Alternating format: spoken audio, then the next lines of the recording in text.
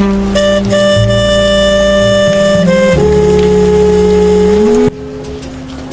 be here right about noon. Alright, perfect. That's where we're bombing. What the heck? Yo, please, arrest this guy right now. Come here! Oh, frick. What? This is not fair. Look this way. Wait, is that him? Now that he's alone, I can kill him.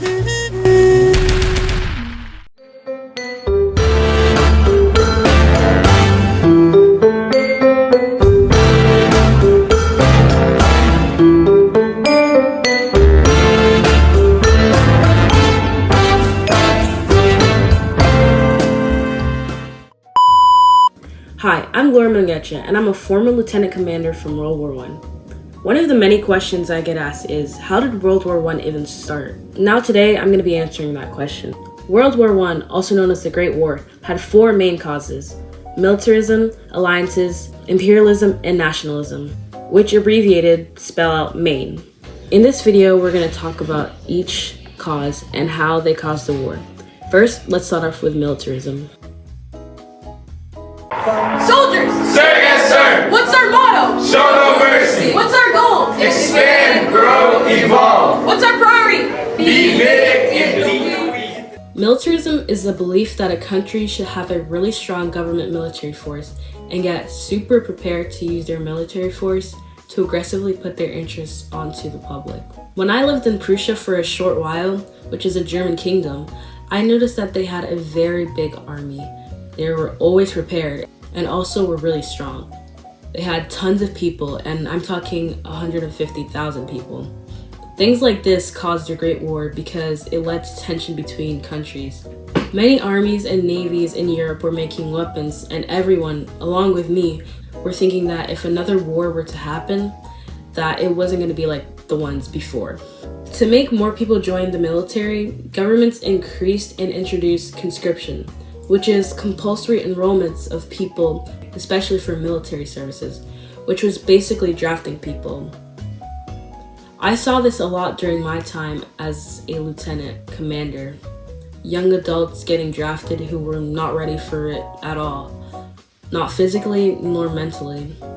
This method is what armed forces depended on during the war, and when countries saw that other countries expanded their military, they also wanted to expand their own.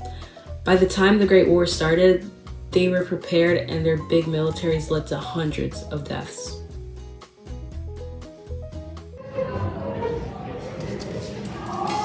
So sign here, and here, and these two spots. Okay, now it's official. Yep, now we can protect each other. Alliances are agreements between nations that say, if I get attacked, you'll help me, and if you get attacked, I'll help you.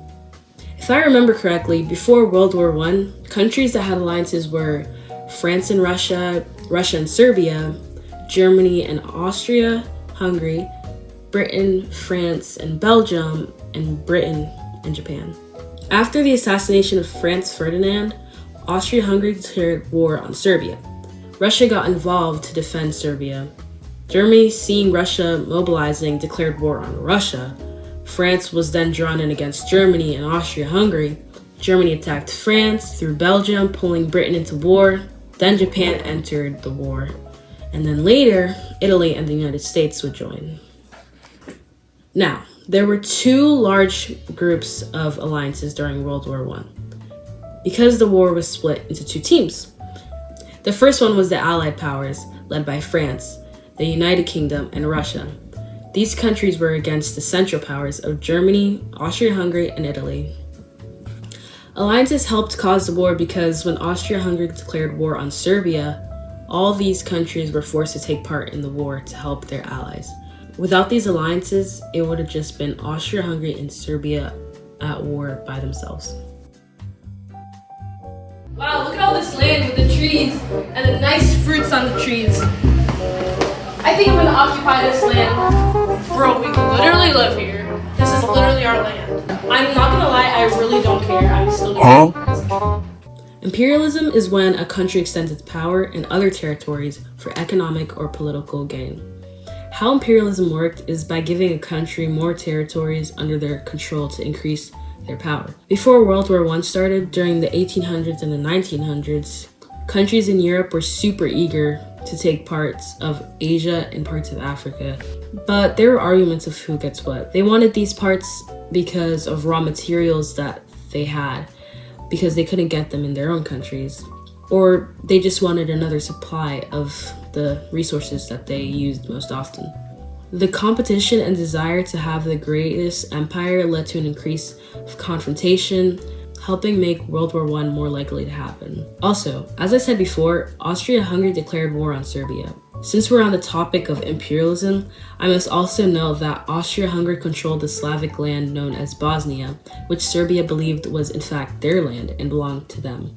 This is an example of imperialism helping to cause World War I. To further describe imperialism, let's look at some photos depicting it. In this first photo, we see a European octopus man reaching out with more than 10 hands in different places, trying to get them all in his reach.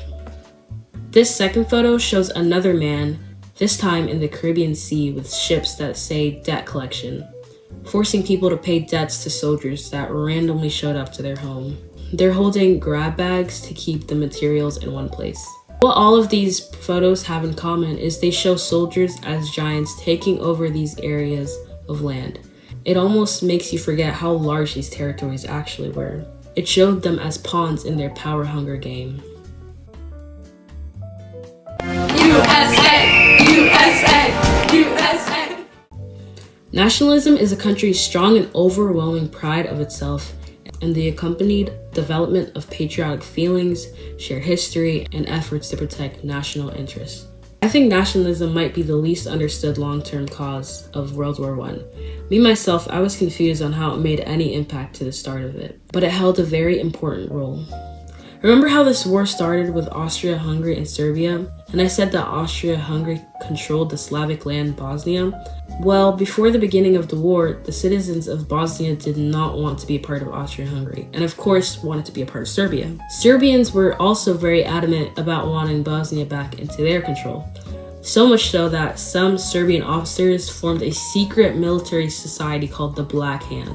The Black Hand wanted to form a plan to protest Austria-Hungary having control over Bosnia, so they formed a plan to assassinate a man, and that man was none other than Archduke Franz Ferdinand. Franz Ferdinand was the heir to the throne in Austria-Hungary. The Black Hand saw him as a threat and thought he would make stricter rules regarding Bosnia's independence. His assassination led to Austria-Hungary declaring war against Serbia, thus pulling in other countries like Germany and Russia. Overall, nationalism in Europe before World War I had people with common languages, histories, and cultures fighting to make their own countries out of older empires, like the Germans and the Italians with, I think, the Holy Roman Empire. People were defining themselves by their nations, and people's pride in their country was at an all-time high. One reason for this was having a strong military. That's because it was considered a measurement of national pride, strength, and global status.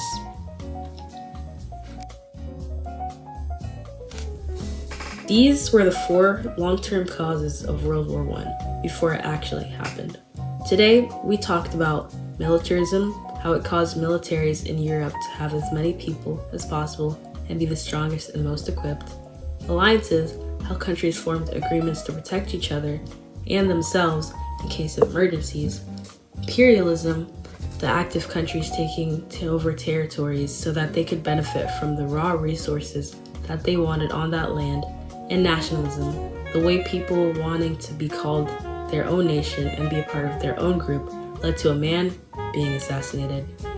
The act that sparked the war was Franz Ferdinand's assassination, but it was the buildup of these 4 causes that had the most effect on it. No offense to him, because all of these causes led to that, and then boom, the war happened. And as you heard in the video, they played a big part during the war as well. That concludes today's segment of history.